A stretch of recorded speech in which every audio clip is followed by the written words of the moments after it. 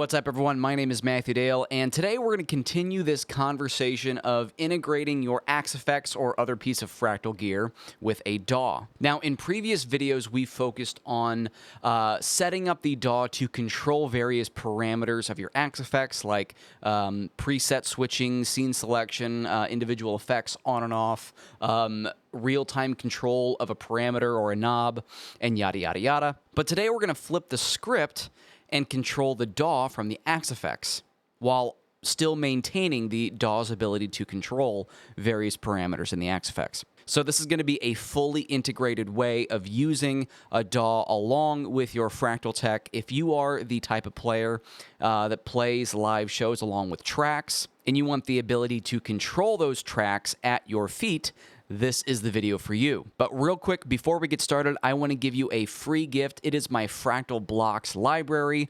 I've got an assortment of fabulous amplifiers already dialed in, choice cabinets, choice effects. It's all right there in my Blocks library, and you can download it for yourself.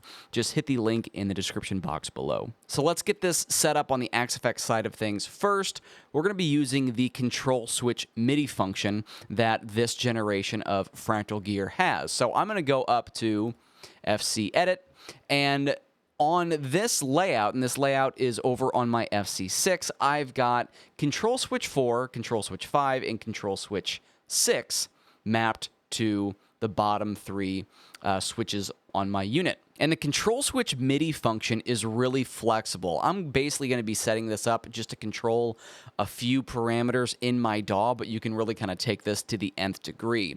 If I go up to the CS MIDI, Control Switch MIDI function, we can take a look at what I have set up already. So this is Control Switch 4. I am sending channel 1, CC number 29, and I'm just going to set this up as an on-off switch. So my on value is 27, my off value is 0, and I've got this same basic setup on channel 30 for Control Switch 5, and then 31 for Control Switch 6. Notice you can also send a burst of MIDI messages. You can have up to 4 on Control Switch MIDI, but I'm going to keep it pretty simple here. Just 1 will be plenty for what I need. Now, in addition, I also have the setup for momentary that will play a lot nicer with the DAW when they're set up that way. So in the DAW, in Studio One, I'm going to want these switches. This is going to be my show start. This one is going to be my next song, and I'll show you kind of what this means when we flip over to Studio One here. And then Control Switch 6. This one is going to be play pause. So these are the only 3 switches that I'm going to touch during my faux performance here. So, and mostly I'm going to be just using the show start and the next song feature. Occasionally I'll hit my play pause. Now, a quick note about this particular switch on the FC units, because this is set up for the heel toe motion to go to the master layout menu, it will not work with a momentary switch. So you want to make sure you go to your FC configuration and disable the master layout menu switch combo so it works as prescribed. So that's everything I need to do on the Axe effects side of things. Let's go over and set this up in the DAW. Again, I'm using Studio One. Hopefully this will be pretty similar on other DAWs. Now, you'll notice that I have a couple of Axe Effects 3 tracks down here, sending on MIDI channel 1. This one is going to be for my preset changes, and then this one down here is going to be for my scene changes. I did that in a previous video. I'm going to put all these in a playlist, so you can check that playlist out and refresh yourself on this stuff if you want to learn how to set up your preset and scene changes and that stuff. But right now, I want my Axe effects to be a controller. So if I go up to the preferences, and we're going to add a new external device, and I just want this to be a control surface. So just a general control surface. I am using, so in order for the Axe effects to do this, it will not work MIDI over USB. You need to use the physical ports, and specifically the MIDI out ports on the back of the Axe effects. So in particular, I am using a Mio iConnectivity MIDI to USB cable. It does the job. It works just fine. So that's going to be what we're looking for here. That's what my Axe 3 MIDI signals are going to be traveling over. So just setting this up, I'm going to call this Mio, and this is going to be my USB to MIDI cable, and I'm going to be looking for the Mio, both on receive and send. I want it going two ways. Now, I've got my Axe 3 tracks over here set up the same way, so I'm utilizing those MIDI cables as opposed to the USB cable. So it's going to give me a little bit of a warning like, hey, you're doing multiple things with this, just make sure that's okay. And it is okay. I've got it set up where I'm really particular about what channels and CC numbers that I'm using. So that should all be fine. Let's go ahead and add this, and that will be great. So I'm going to go up to my control and USB to MIDI. Now I'm going to MIDI learn these switches. That way I don't have to hunt around for anything. I'm just going to press this, and here's my show start. This is Control Switch 4. It finds it on CC29, CC30, and then CC31. That's all nice and easy. While I'm in this MIDI Learn menu, while that's highlighted, I want these to be on-off buttons so they reflect a little bit more of what I'm doing. So now that's all set up. You can see these light up when I hit these switches. Everything is working there as it should, which is good. Now, a quick note about the MIDI cables on the Mio. They are reflecting the direction of MIDI communication, not what ports you should be plugging them into. So do yourself a favor and save the headache that I experienced embarrassingly when I was setting this up. You want to plug the MIDI in of the cable to the MIDI out of the Axe, and then the MIDI out cable to the MIDI in on the Axe. I spent way too much time trying to diagnose that problem, and it was very simple. So now that I have my switches, I need to assign these switches to a various parameter in the DAW. And what I want to use are these macro commands that I have set up. So I have set up a macro command that is going to go to the very beginning of my timeline and play the transport. The other one that I want is next song. So after I get done with song 1, I just want to go straight to song 2 and start song 2.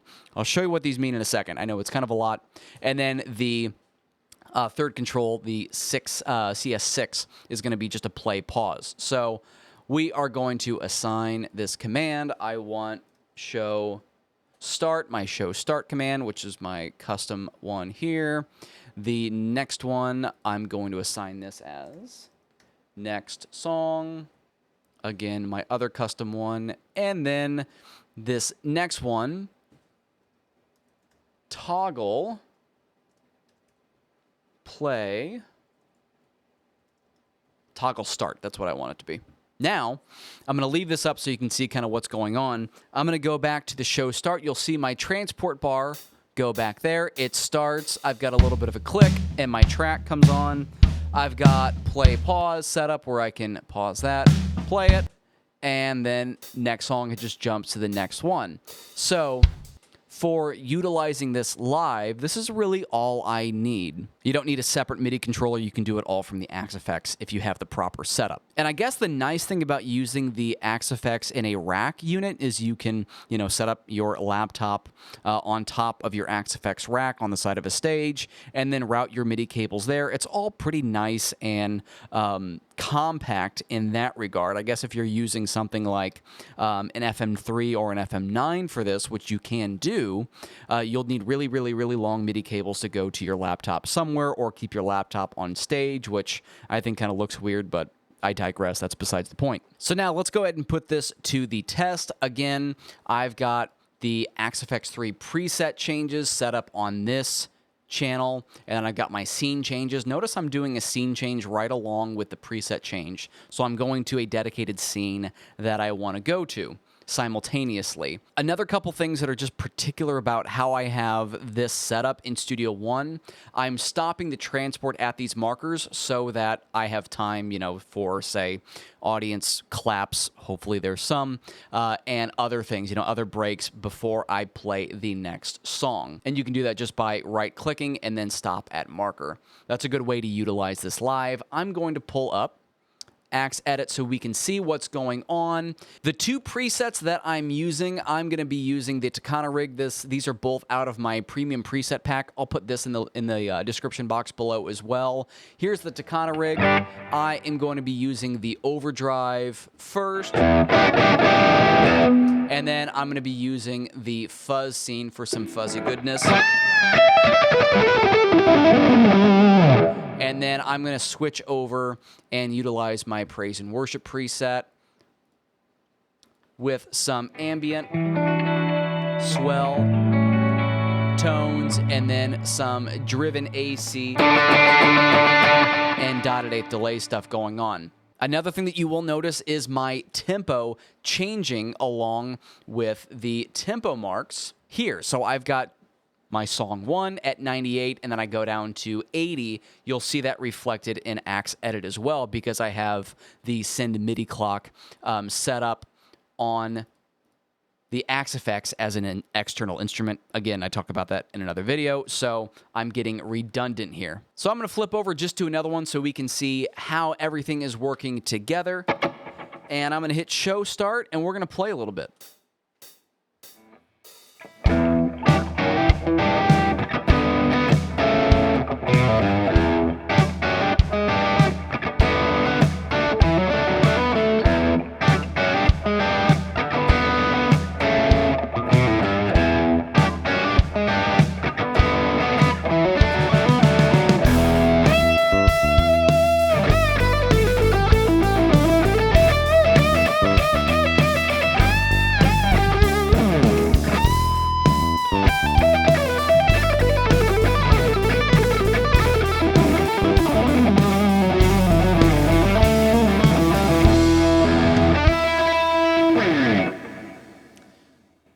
If I just move this a little bit out of the way, you'll see that it stops right on marker 2, which is good. That's what I want.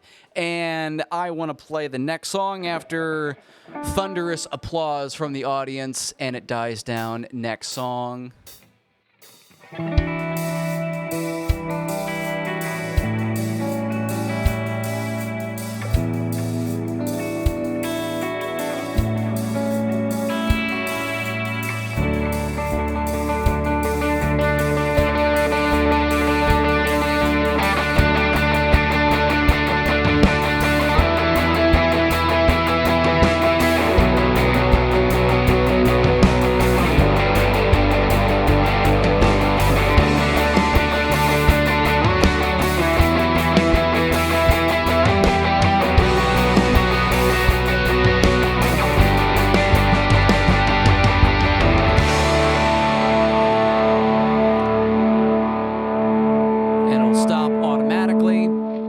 And then you can wash, rinse, and repeat for an entire set. So very little button pressing, no tap dancing. You can be all the way over on one side of the stage while, you know, everything else is happening behind the scenes.